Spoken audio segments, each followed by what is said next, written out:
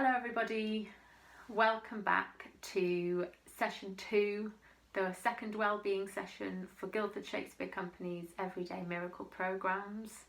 Welcome, thank you for watching and being with me virtually. My name's Louise, just as a reminder, if you've forgotten since watching the last one, hopefully you watched session 1. If not, maybe go and watch that one first and then come back to this, just to get a bit of context of what this is all about. But really nice to have you here.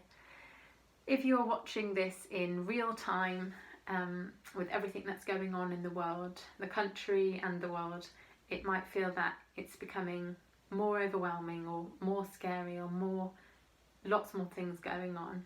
It certainly feels like that from my point of view. And I think it's really important that everybody takes a breath. Everyone has a moment to check in with themselves and how they're actually doing, and how can we be well given all that's going on. How can we continue to look after ourselves? We're going to have a think about that today. So we'll begin like we did the last session, which is an opportunity to take some time to check in with different areas of our body on the inside and how we are. So I'm going to light the candle again and we'll go through a visualization together.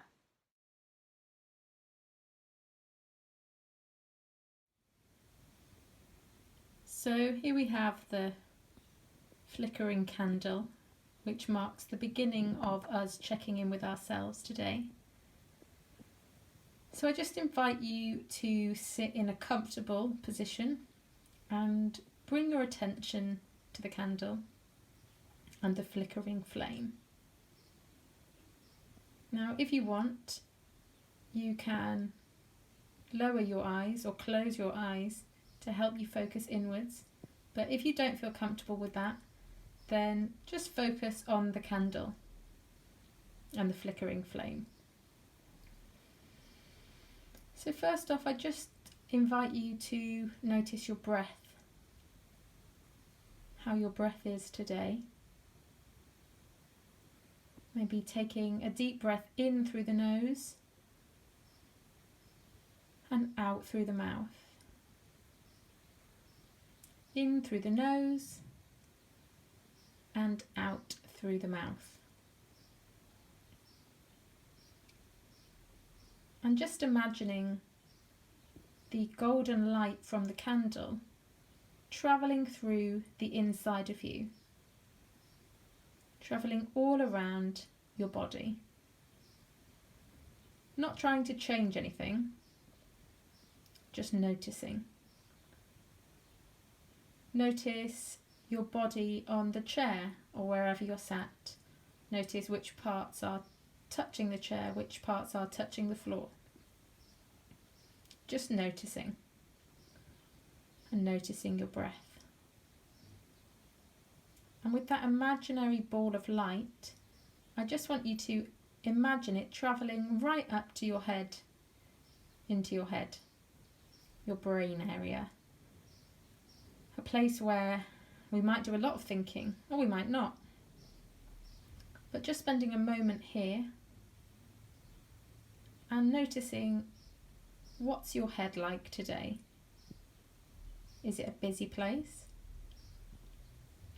Is it quiet? Are there any pictures, words, colours or sounds in your head today?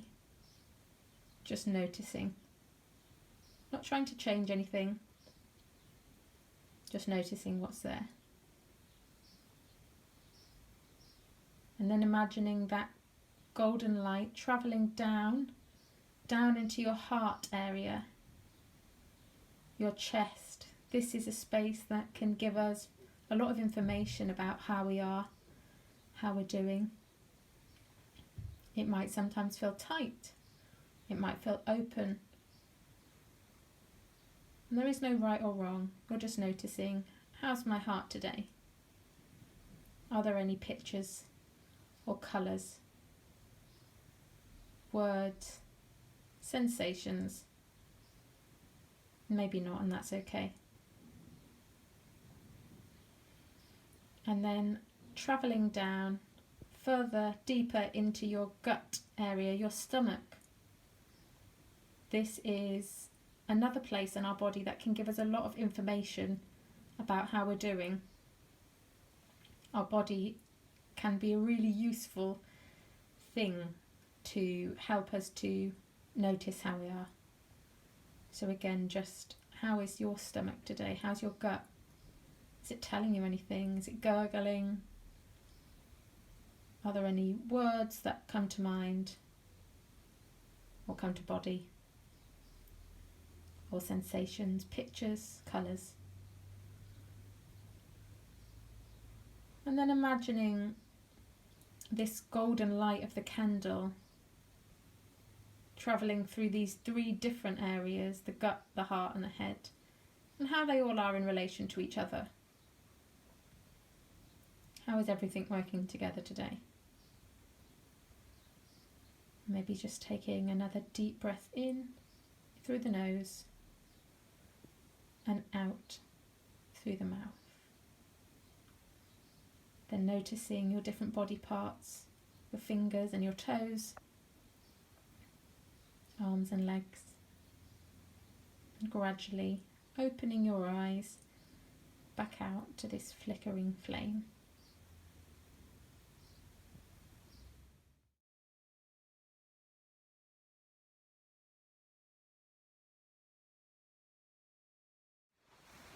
Thank you for taking part in that section of the session.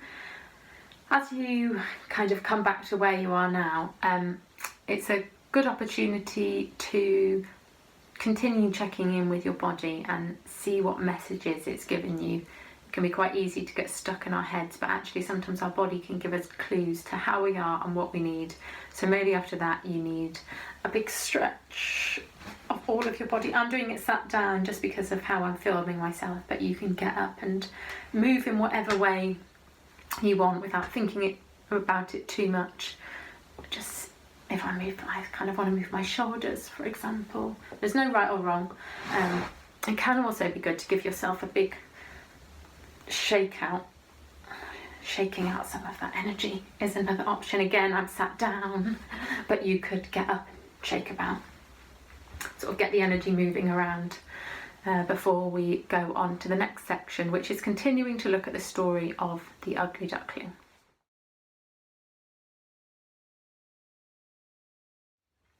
So last time we had a think about the duckling before it was hatched, coming out of the egg into the environment for the first time, and how this might have felt and which areas might have felt scary or anxiety inducing for this newly born duckling, and which places might have felt safe, and other things the duckling could do to help himself feel safe. And we also thought about that in relation to ourselves in the world right now, with this big wide world with everything that's going on at the moment.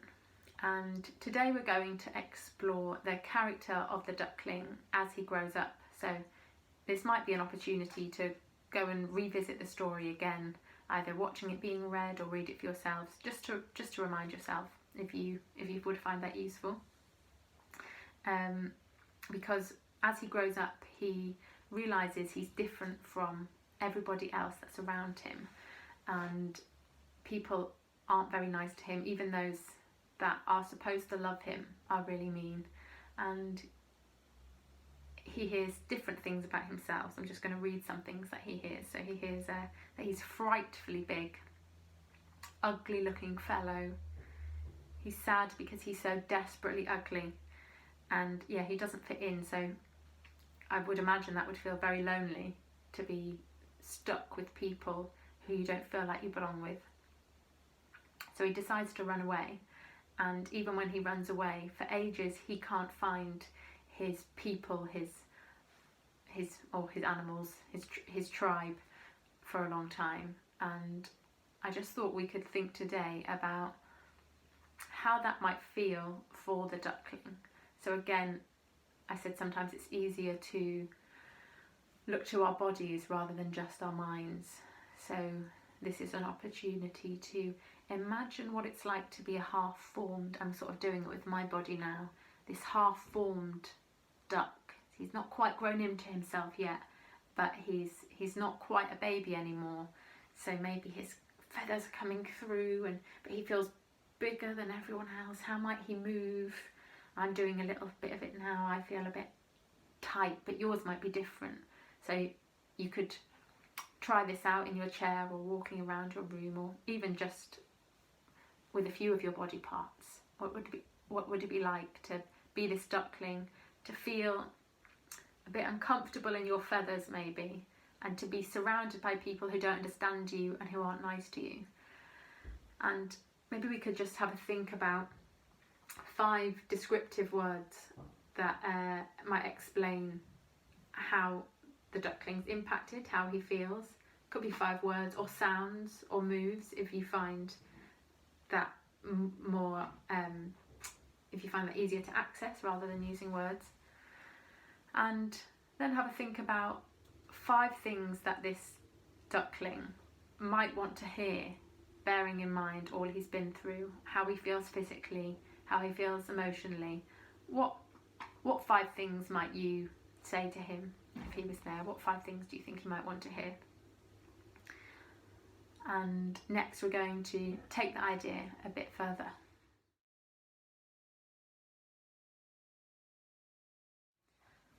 On Guildford Shakespeare Company's website, where you're watching this, there are downloadable worksheets that go along with this video.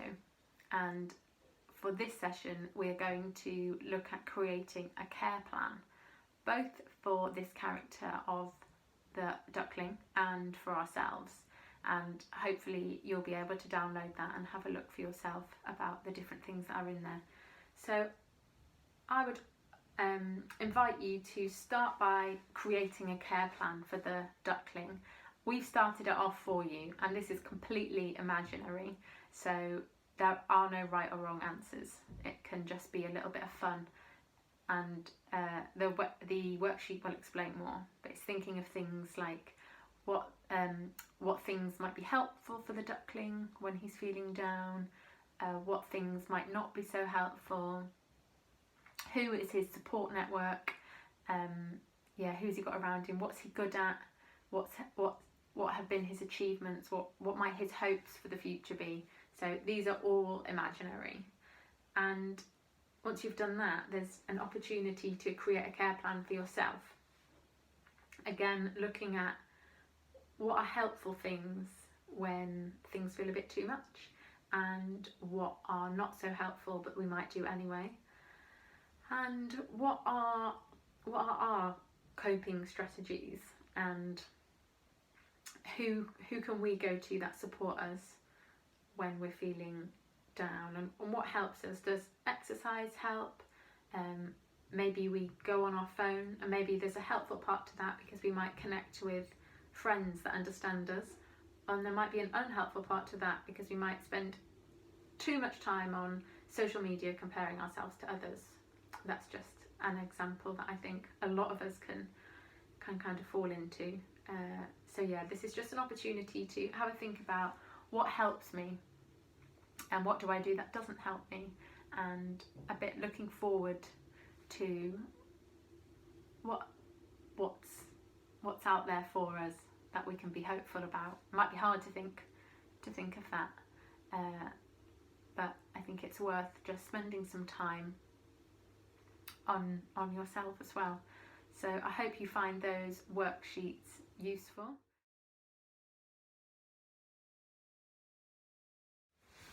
So that brings us to the end of session 2. Thank you so much for watching, and it's been great to connect virtually. I know, again, it's a bit strange. I'd much rather be with you live in the room, but this will have to do for now. And I hope you spend some good time both thinking about taking good care of that duckling and taking good care of yourselves. Until we meet again, not quite meet, but almost.